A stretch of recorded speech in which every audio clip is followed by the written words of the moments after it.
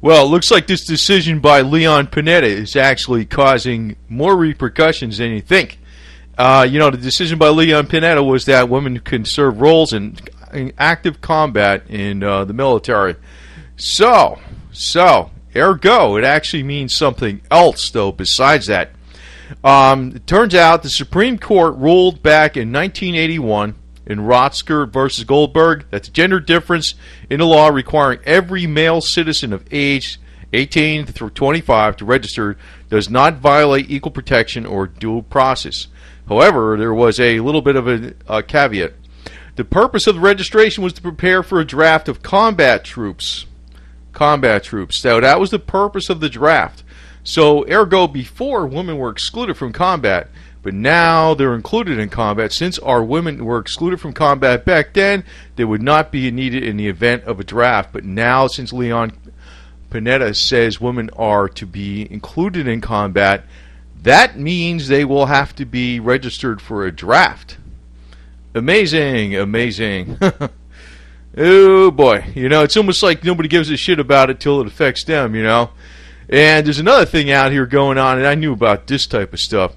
And the military, they got it's not actually in the military. It's a chief diversity officer, actually it's officially called, is the moniker, in charge of diversity management. So they want to make sure they're going to get 10 to 15% women in previously all-male units that were for combat. So this might be a disaster. And, I'm not sure what the hell I'm not sure what the hell they're thinking. I'm thinking maybe they want the United States to lose the war. Possibly.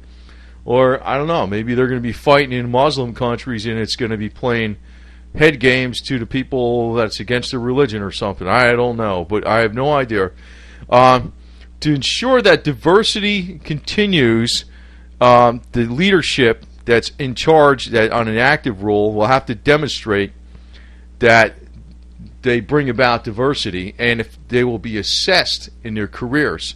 So in other words, they will never make it to 3- and 4-star generals if they do not implement this program. So, that's one reason I always say there's never going to be a coup in the United States, man, because these guys are pretty much owned all the way.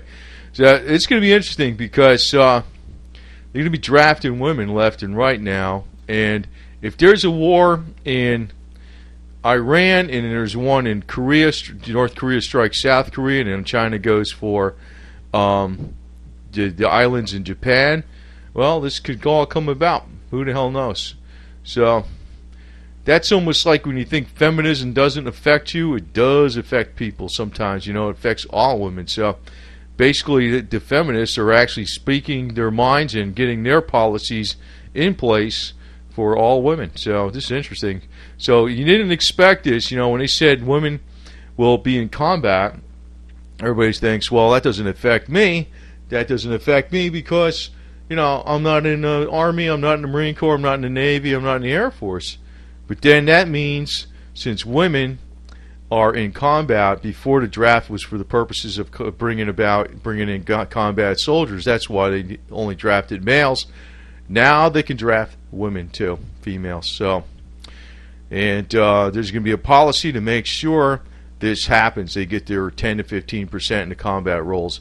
This is probably going to be a major mess. So, I don't know. It might be the first time the United States actually really loses a war. I know they say the United States lost a war in Vietnam, but not really. Not, politically, yeah, but militarily, definitely not. Definitely not militarily.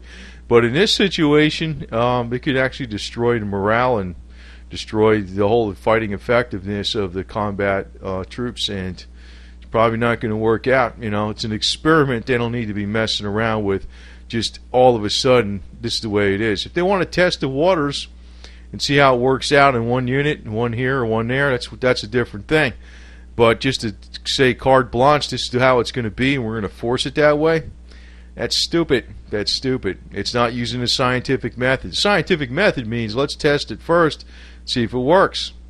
They're just going to go ahead, and actually they're going to force all women in the United States to comply with this. It's pretty amazing. You don't think that women in combat would affect all women? It does now. All women from 18 to 25 can be drafted now.